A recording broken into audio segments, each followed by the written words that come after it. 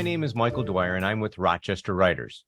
Once again, Rochester Writers and the Rochester Hills Public Library have teamed up to host the annual Rochester Author Fair, now in its 5th year.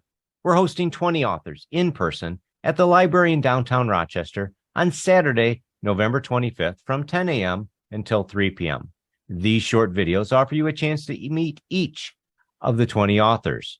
And right now, we're meeting Peter Werbe. Hey, Peter. Hi, Michael. Thank you so much.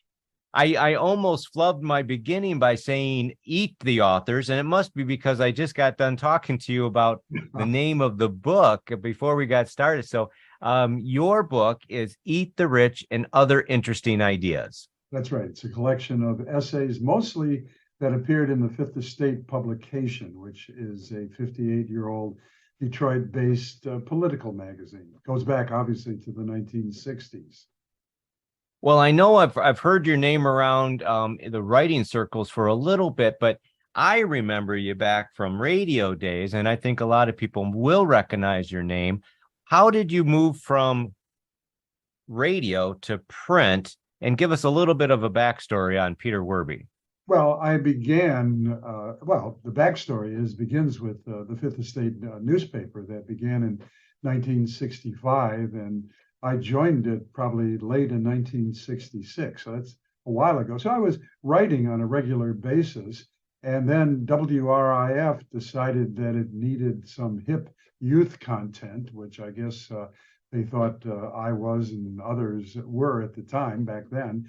And so I sort of seamlessly moved into radio broadcasting, mostly doing talk radio, although I always was a DJ as well. So when I retired in 2016, and all of a sudden it's COVID and I'm staying at home, well, it just popped into my head that perhaps I could write a novel based on the experiences that I had in I've got to get the right century, 1967. So 1967 was, in my novels, a distillation, in a sense, of that whole generation. The riots, the anti-war stuff, the peace, drugs, the Grandy Ballroom, rock and roll, bomb plots. I'm probably leaving some things out. Oh, sex. Yeah, I forgot about that one.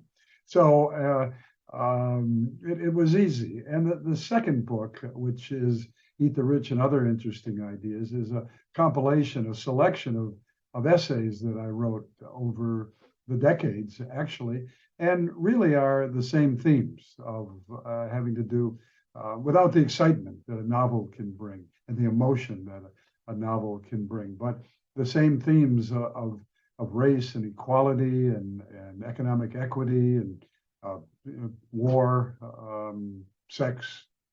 Why do I keep going back to that? I don't know. It happens.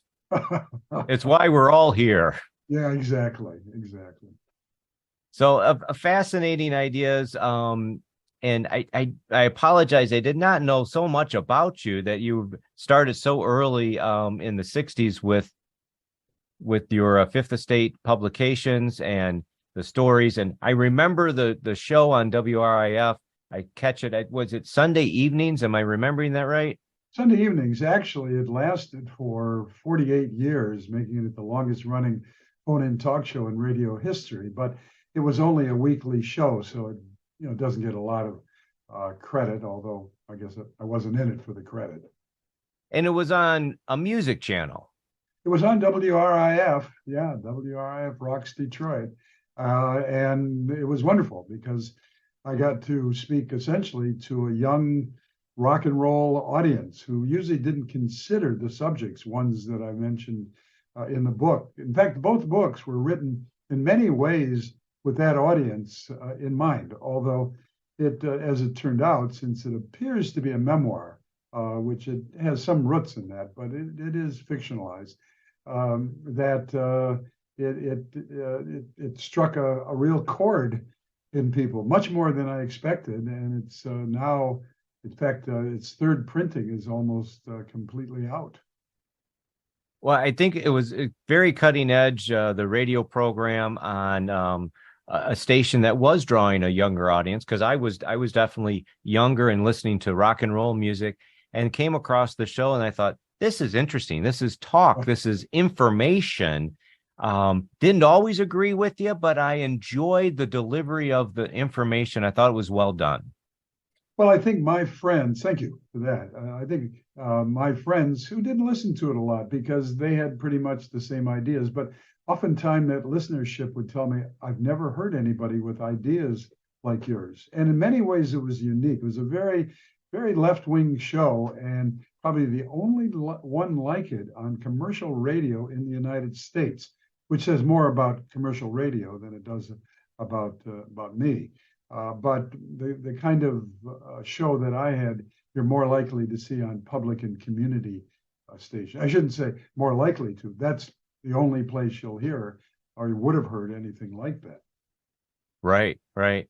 Absolutely. So bouncing up back to your book, Eat the Rich and Other Interesting Ideas. I'm afraid to eat the rich because, you are what you eat. Yeah. And I wouldn't mind being rich, but I think it's the other things that come along with it. What are some of the other interesting ideas?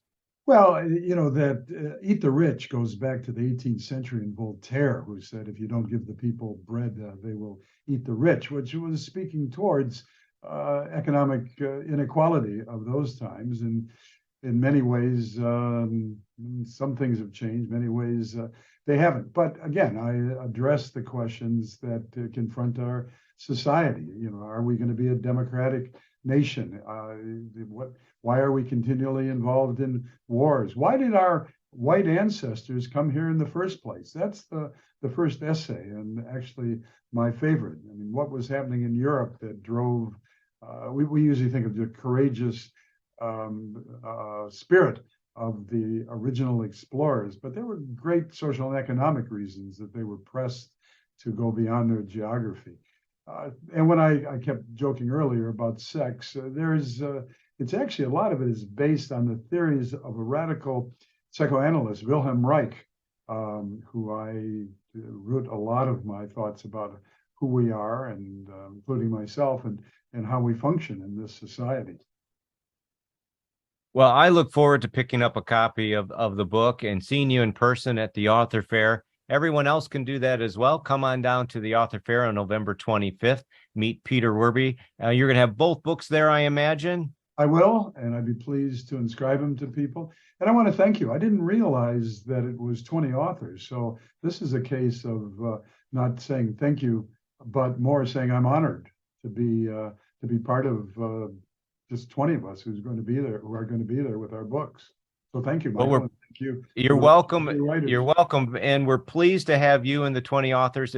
It's right there on that Shop Small Saturday. We squeeze it in between Black Friday and Cyber Monday, all about capitalism, which I think you have some topics in your book about. Oh, yeah. So we can combine it all. Okay. All right. We'll see Peter and the 20 authors on November 25th at the Rochester Author Fair. I look forward to it. Thank you, Michael.